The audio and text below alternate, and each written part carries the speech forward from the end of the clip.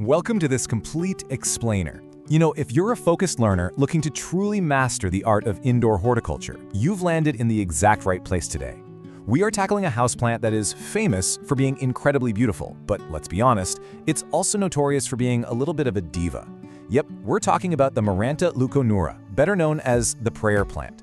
Now, while it absolutely demands a specific environment to thrive, cracking its code is a super rewarding journey. It's going to take you from a total novice to a true plant enthusiast. By the end of this session, you'll know exactly how to keep this stunning tropical plant vibrant, lush, and happy. All right, here's our quick roadmap for today. Number 1, meet your prayer plant. 2, the 4 pillars of care. 3, maintenance, feeding, and pruning. 4, troubleshooting common plant problems. And 5, propagating new plants. Let's dive right in. Section 1. Meet your prayer plant. Native to the tropical rainforests of Brazil, this completely pet-safe plant is basically a living, moving work of art. It performs this fascinating daily ritual called nectanasty. So during the day, the leaves lie totally flat to soak up the sun. But as the evening rolls in, there's a specialized joint at the base of the leaf. It's called a pulvinus, and it changes its internal water pressure. It acts just like a hinge to lift the leaves upward, folding them together like hands in prayer. It's this daily bit of magic that really reminds you just how alive your houseplants actually are. Section 2, the 4 pillars of care.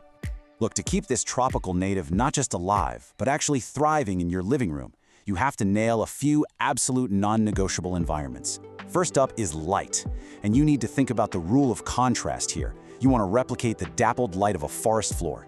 So bright, indirect light is perfect, like setting it near an east-facing window for that gentle morning sun, or filtering a brighter window with a sheer curtain.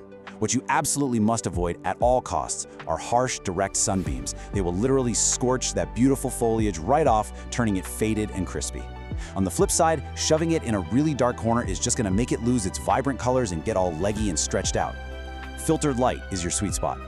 Okay, moving to our second pillar, humidity. This 50% mark, that's your golden rule. Remember, it comes from a rainforest. Dry household air is public enemy number 1 for the prayer plant. If you want pristine, unblemished leaves, you really need ambient humidity sitting over 50%. Luckily, it's pretty easy to do. Just run a small humidifier nearby, set the plant's pot on a tray filled with pebbles and water, or simply cluster a few different plants together to create a naturally humid little microclimate. Pillar 3 is hydration, and heads up, these plants are total divas about what they drink. You want to keep the soil consistently moist, so give it a good soak when the top inch or 2 feels dry. But never ever let it sit soggy, because that's just an open invitation for root rot. Also, prayer plants are hypersensitive to the chlorine and fluoride they pump into standard tap water. Using straight tap water will almost immediately give you brown, crispy leaf tips. So using filtered, distilled, or rainwater is honestly just as important as how often you're watering it. Our fourth and final pillar is the foundation, the soil. To prevent that dreaded root rot while still giving the plant the moisture it desperately wants, you need a slightly acidic, peat-based mix. Try this exact 3-ingredient DIY blend for the perfect balance. 2 parts peat moss or cocoa coir to hold on to the moisture. 1 part perlite or coarse sand to give it rapid drainage and aeration so the roots can actually breathe. And 1 part standard potting soil to tie it all together. Section 3, maintenance, feeding, and pruning. Now, transitioning from just surviving to actively thriving means sticking to a timeline. During the active growing seasons, spring and summer, feed your prayer plant every 2 to 4 weeks with a diluted water-soluble fertilizer. This really supports those crazy vibrant leaf patterns. But as growth slows down in the fall and winter, you gotta hit the brakes. Reduce or completely stop feeding, otherwise you risk burning the roots with leftover minerals. Also, these guys are slow growers. They actually prefer to be a little bit snug in their pots, so you only need to repot them into a container that's maybe 1 or 2 inches larger every 1 to 2 years. When it comes to grooming, do not be shy about giving it a haircut. Over time, prayer plants can get kind of leggy and messy.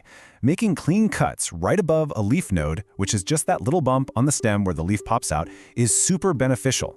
Cutting there triggers the plant to shoot out brand new growth right from that node, giving you that really full, dense, bushy look everyone wants. Plus, snipping off the old, yellowing leaves makes sure the plant redirects its energy into fresh, healthy growth. Section 4. Troubleshooting common plant problems. No matter how perfectly you follow the rules, things can still go sideways. But don't panic, because the leaves literally never lie. If you see yellowing on the lower leaves, feel mushy stems, or you catch a weird sour smell coming from the soil, you're drowning it. You're overwatering and probably causing root rot. On the flip side, if the leaves are curling completely inward like a taco, the whole plant is drooping, and the edges are crispy, well, your plant is incredibly thirsty.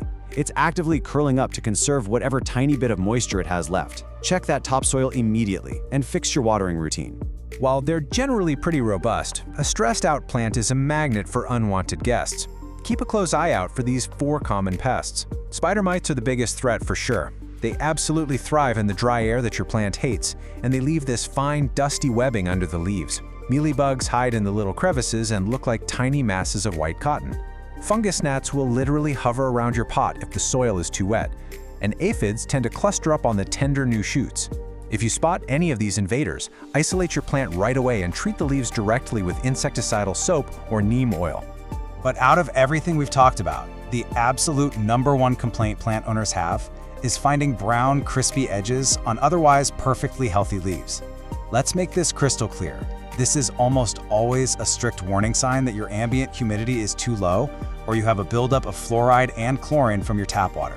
Seriously, if you fix your humidity and upgrade to filtered water, you will systematically solve the vast majority of all prayer plant distress signals. Section 5. Propagating new plants. Remember when you were pruning those leggy stems a minute ago? Well, you were actually gathering the perfect material to multiply your plant collection for free. Water propagation is a nearly foolproof method if you follow these 4 simple steps. The biggest key here is cutting about an inch below a leaf node, because that node is exactly where the new roots are going to sprout from. Submerge just the node in room temperature water, keep the leaves dry so they don't rot, and stick the jar in bright indirect light. Change the water every few days, and in a couple of weeks, you'll see roots. Once they're about 2 inches long, just plop them into your DIY soil mix. Now, if you'd rather not mess with stem cuttings, or if you just have a massive mature plant, propagation by division is the way to go. The absolute best time to do this is during your routine spring repotting. When you take the plant out of its pot, just gently tease apart the natural clumps of the root rhizomes with your fingers. You just have to make absolutely sure that each new section you pull away has its own healthy cluster of stems, leaves, and its own root system attached before you put it in a new pot. Let's do a really quick recap of the pro tips to totally solidify your status as a Maranta master. Remember, humidity is everything. Standard tap water is the enemy. A good haircut makes for a bushier plant, and the leaves will always tell you exactly what they need if you just take the time to read them. Oh, and don't forget to check on them at night to enjoy the show. And that brings us to the end of our Masterclass Explainer. I really want to leave you with this one thought. Watching a prayer plant fold its leaves up every single evening is such a beautiful reminder that our houseplants aren't just static decorations. They are dynamic, communicating, living organisms that react to their environment in real time. If you apply the structured care guidelines we went through today, you aren't just keeping a plant alive, you're providing the perfect environment for it to put on a spectacular show for years and years to come. Thanks for hanging out, and happy growing!